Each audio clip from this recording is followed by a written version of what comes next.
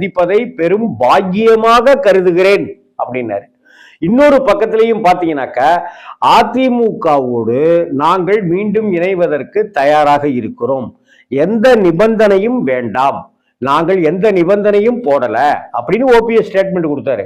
OPS ஆதரவாளர்கள் எல்லாருமே OPS உட்பட நாங்க காலில் விழுந்து கெஞ்சி கேட்கிறோம், எடப்பாடி எங்களை சேர்த்துக்கணும், அதிமுக எங்களை சேர்த்துக்கணும் அப்படின்னு சொன்னாங்க.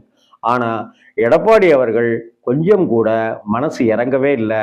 போதாக்குறைக்கு செங்கோட்டையன் அவர்களை கட்சியை விட்டே நீக்கிட்டார். எம்ஜிஆர் கட்சி ஆரம்பிச்சப்ப செங்கோட்டையன் கூடவே இருந்தவர்.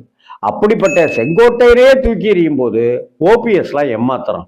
இன்னும் சொல்ல போனா முதல்வராக இருந்த ஓபிஎஸும் முதல்வராக இருந்த எடப்பாடியும் எப்படி ஒன்று சேருவாங்க?